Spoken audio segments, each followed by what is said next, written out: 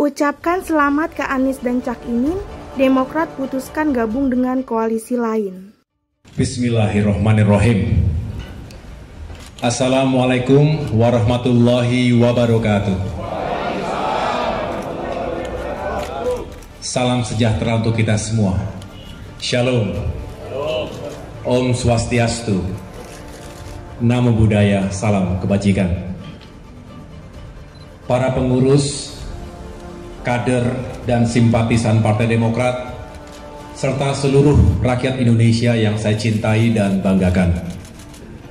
Terima kasih secara khusus saya sampaikan kepada teman-teman media, insan pers yang telah berkenan hadir di Dewan Pimpinan Pusat Partai Demokrat hari ini. Baru saja saya memimpin rapat pleno pengurus Dewan Pimpinan Pusat Partai Demokrat.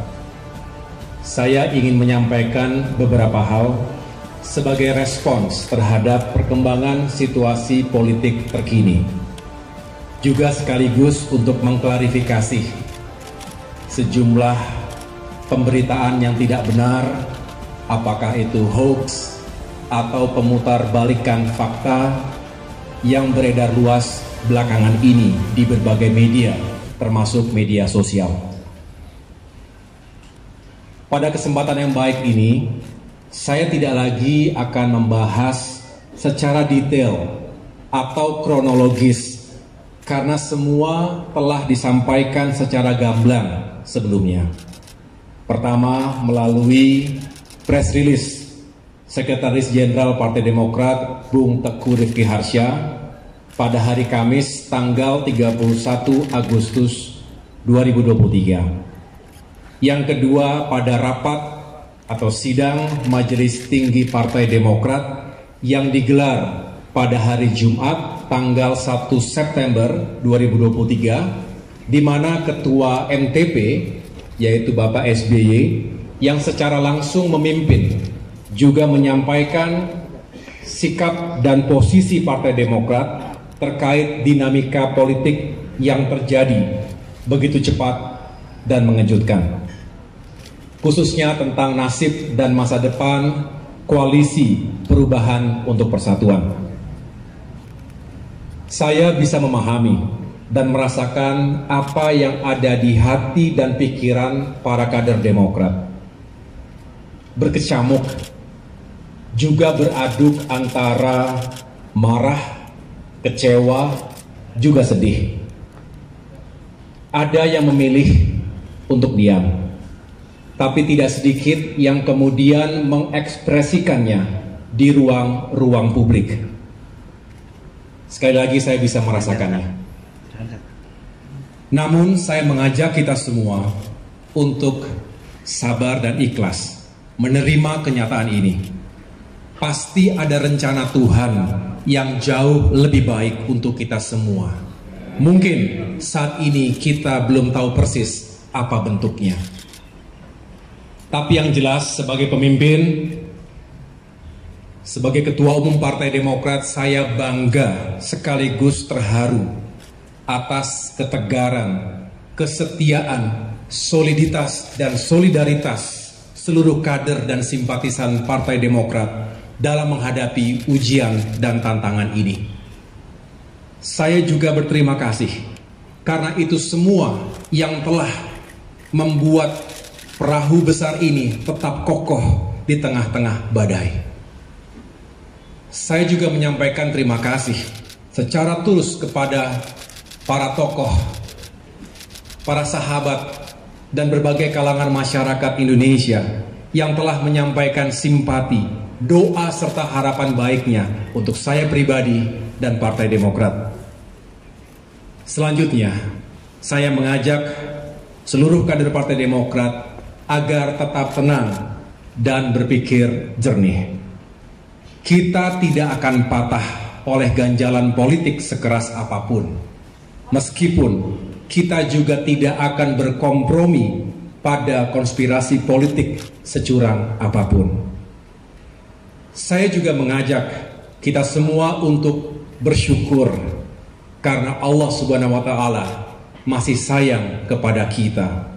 Bisa jadi Ini adalah cara Tuhan untuk menyelamatkan kita dari hal-hal yang lebih buruk. Saya tahu para kader Demokrat marah dan kecewa. Marah dan kecewa bukan karena ketumnya tidak menjadi cawapres, tapi karena perjuangan Demokrat telah dilukai oleh mereka yang tidak jujur, serta telah melanggar komitmen dan kesepakatan. Bagi Demokrat, ini sesuatu yang fundamental. Kita merasakan dalam hiruk-pikuk politik menuju pemilu 2024, seolah etika, integritas pribadi, dan komitmen politik menjadi tidak lagi penting dan relevan dalam mencapai tujuan. Ini yang justru menebalkan keyakinan politik saya bahwa perubahan benar-benar diperlukan, karena demokrasi yang sejati hanya bisa rawat dan tetap eksis jika hal-hal mendasar tadi tetap dipertahankan. Pengalaman di TNI mengajarkan kepada kami untuk senantiasa memegang teguh nilai dan etika keperwiraan. Hal ini adalah modal utama bagi seorang prajurit dalam mengemban tugas apapun. Dalam kondisi perang saja, kami diwajibkan ketika itu untuk mematuhi etika dan aturan. Sehingga perang bukan hanya soal kill or to be killed.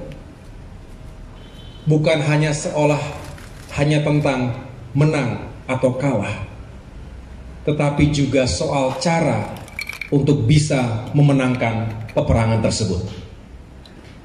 Begitu juga dalam berpolitik.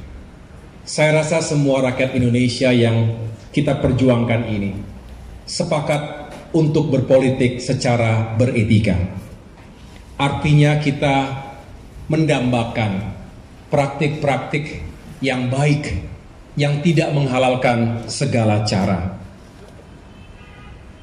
Kita juga tidak ingin seolah semuanya bisa asal tidak boleh kalah. Cara tidak boleh menikam tujuan. Cara juga harus dijiwai oleh tujuan. Begitu pula sebaliknya. Ini adalah pandangan pemimpin besar Mahatma Gandhi yang juga menjadi rujukan utama dari pikiran-pikiran Presiden Soekarno. Sejak awal, kami memiliki harapan besar terhadap hadirnya sebuah perubahan dan perbaikan. Bukan perubahan biasa, tetapi perubahan besar dan fundamental yang berlandaskan pada nilai-nilai dan etika. Ini tentu membutuhkan kerja keras, kerjasama, dan komitmen dari semua yang ingin melakukan perubahan tersebut.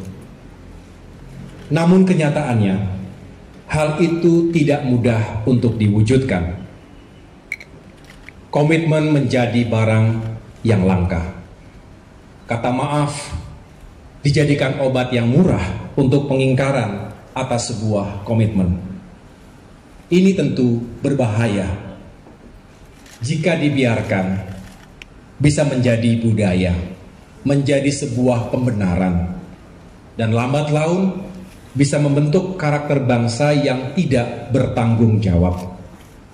Tentu, sekali lagi, kami tidak akan membiarkan itu terjadi. Untuk itu, kami tidak akan menyerah untuk terus memperjuangkan nilai dan etika dalam kehidupan politik dan demokrasi kita. Saudara-saudara, partai politik adalah sebuah institusi, bukan pribadi. Sehingga ada tata kelola dan mekanismenya. Apalagi pengambilan keputusan yang menyangkut hajat hidup orang banyak. Memilih pemimpin, utamanya calon presiden dan calon wakil presiden yang kelak akan bertanggung jawab atas lebih dari 270 juta jiwa. Tidak bisa hanya diputuskan begitu saja dalam hitungan menit oleh segelintir orang. sesuai dengan konstitusi Partai Demokrat, tentu harus dimusyawarahkan terlebih dahulu dan dibicarakan dalam wadah majelis tinggi partai. Sejak awal pula, Partai Demokrat telah mengingatkan untuk tidak sekali-kali melakukan fait accompli atau dalam tanda kutip memaksa Partai Demokrat untuk menerima sebuah keputusan yang sepihak tanpa melibatkan partisipasi dalam pengambilan keputusan tersebut. Dasarnya adalah mutual trust, rasa saling percaya, juga semangat keadilan dan kesetaraan yang menjadi titik temu perjuangan. Bagi kami lebih baik untuk bersepakat. Saya ulangi, lebih baik bersepakat untuk tidak sepakat. Agree to disagree. Daripada dipaksa menerima keputusan yang kami sendiri tidak terlibat dalam prosesnya. Inilah substansinya teman-teman sekalian, sehingga kami menghimbau janganlah hal yang besar dikecilkan, sementara hal yang kecil dibesar-besarkan. Para kader Demokrat dan rakyat Indonesia di seluruh tanah air, kami berjanji untuk tetap teguh di jalan perubahan dan perbaikan. Kami mengajak seluruh kader Demokrat untuk